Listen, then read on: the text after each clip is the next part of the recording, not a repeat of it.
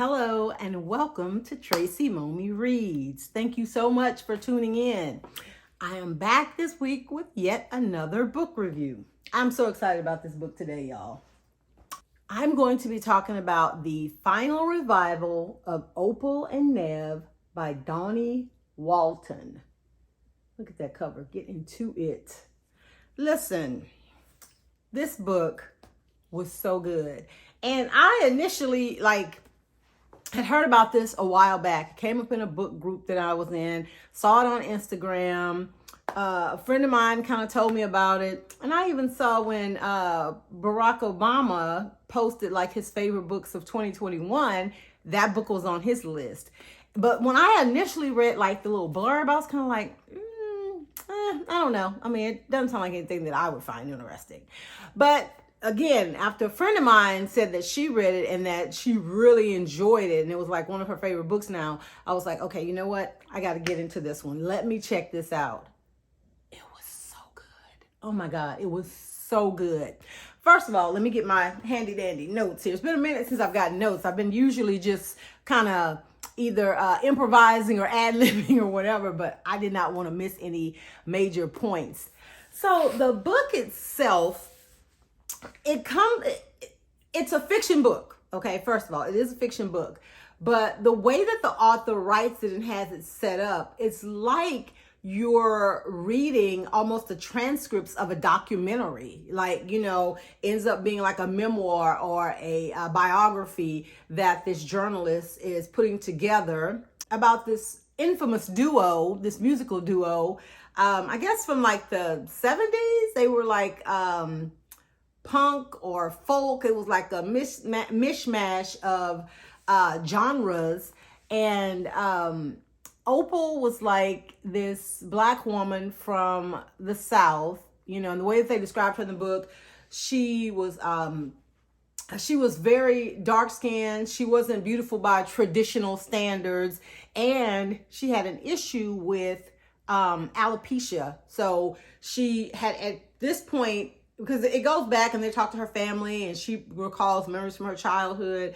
But at the point, of the height of her fame with Nev and all the scandalous stuff that, happens, she has shaved her head completely bald. So imagine that you have this, and I just totally had like this vision of like somebody like Grace Jones in my head. So imagine like a figure like that, a Grace Jones type figure.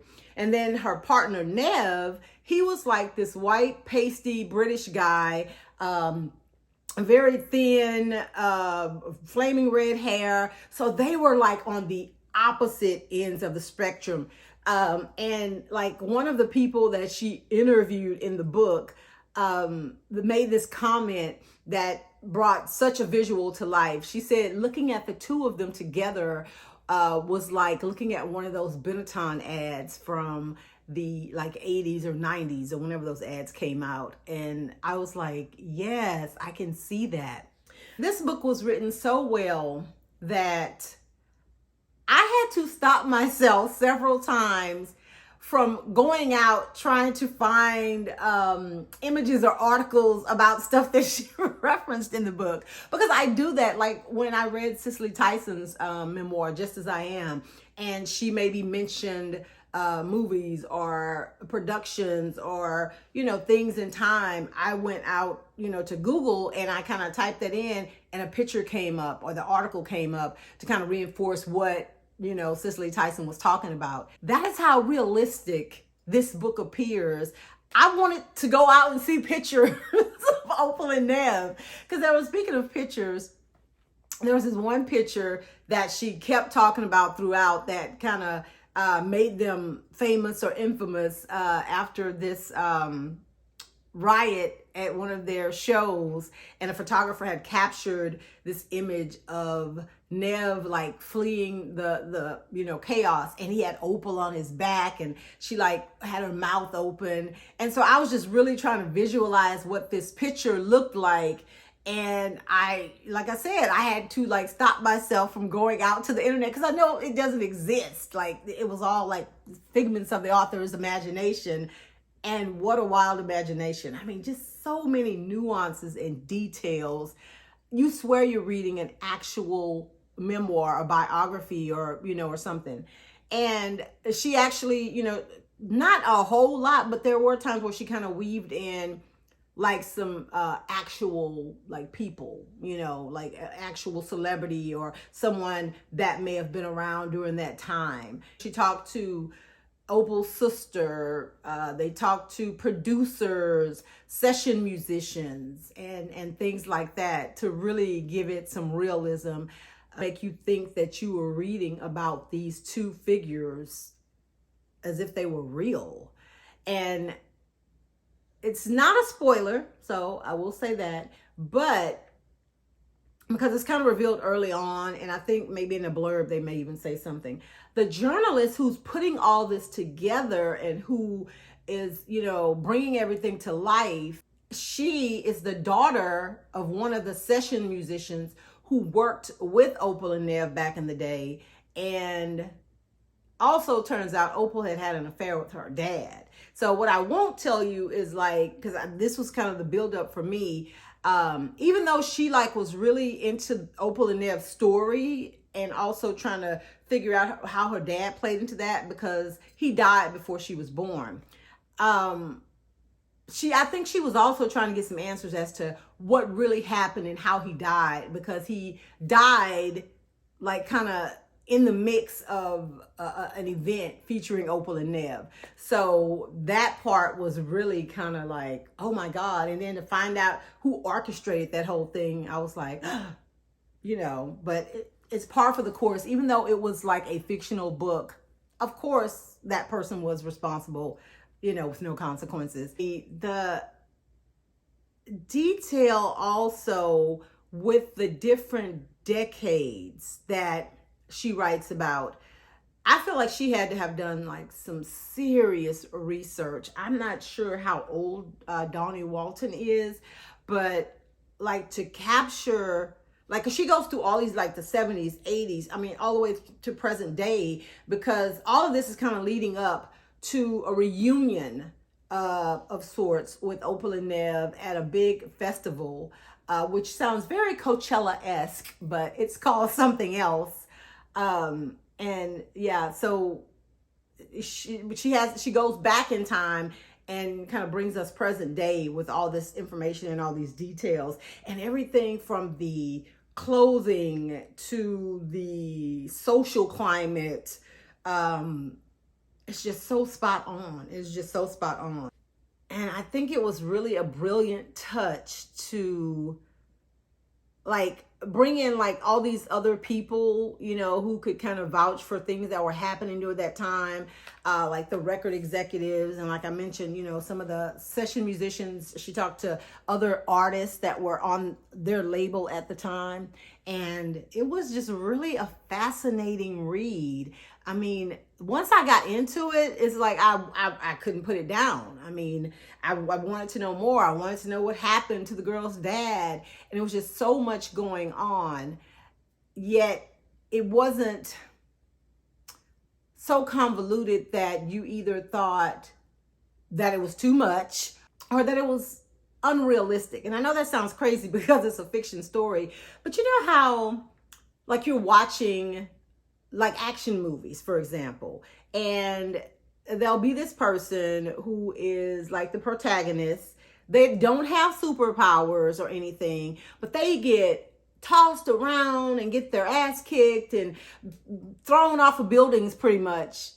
And they have like a bruise or a cut on their face. Like, dude, you should be like paralyzed, and even though it's a fiction show, it makes me so annoyed when I see that kind of stuff, because I'm like, you would not have survived that unless you like you are Captain America or Thor or somebody with like superhuman abilities. And sometimes I read books like that. So like the stories are fiction. I like it when authors weave in realism to make you think, oh, this could have really happened, somewhere to someone. And that's how I felt about Opal and Nev. It just seems so realistic. It's just hard to believe that they, like, this isn't based on something real. And I'm wondering if it possibly could be, because a lot of times writers will take creative liberties. Maybe there is a story or a character that they know someone or heard about something that happened, and then they just change the names or they change the location, but it's kind of steeped in realism. She managed to do that with this book. There's so many just elements in here that really make you wonder, like, could these people have existed somewhere in some time, some point of time? But yeah, I just can't say enough about the book. I really, really enjoyed it. I think this book would make like a great streaming series, like a limited series, because the way she has the story broken down, it's like, okay, when she interviews people for this book or this retrospective that she's doing, she'll have their name and what their title or role was and how they kind of fit into Opal and Nev's story. So like if it was the, record producer, it'll have Joe Blow, record producer 1970 through 1973, like to show how he fit into their timeline. So yeah, so there's like these blocks of paragraphs that different voices are talking, and it's a clever mechanism because that introduces a new voice and a new POV, a new point of view, right, for the story. So, and she does that so flawlessly, going from basically character to character is what she's doing. This guy's talking for like maybe a half a page, then a lady comes in for a page and a half, recounting her memories about it. Just very cleverly done. And the format is what really makes you think, is this for real?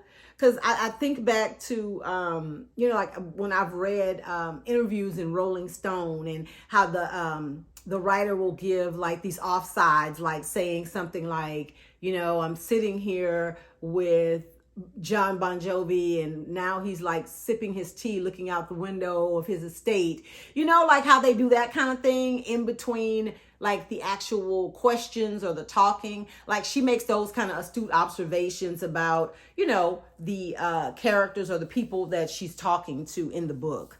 So yeah, just well done, brilliant, really enjoyed it. I gave this book 5 stars because I just couldn't find anything wrong with it. Like I couldn't, like some books I'm like, oh, I didn't like the ending, or I wish this character would have done XYZ. I think that this was very, very well executed. I had thought that, it would be cool to, because of how it did end, like if like maybe there was a sequel to kind of figure out like where they went next, or like some type of epilogue or something like that. But then I started thinking, like, the story of Opal and Nev started, like, Opal was like, I guess she was 21 maybe, and at the end, she's like 67. So we have gone like 40, years, like 4.5 decades. So I guess, the reader is left to assume that Opal just went on being fabulous to the day she died, and Nev just kept Nevin until he died as well. If you have read Opal and Nev, I would love to know what you thought about the book. Leave it in the comments. Tell me what you thought. And if you haven't read it, I suggest you go out and get it. It is phenomenal. Thank you so much for watching. Make sure that you like this video and subscribe to my channel and tell a friend. Thanks, guys. Y'all have a great rest of the week. Bye.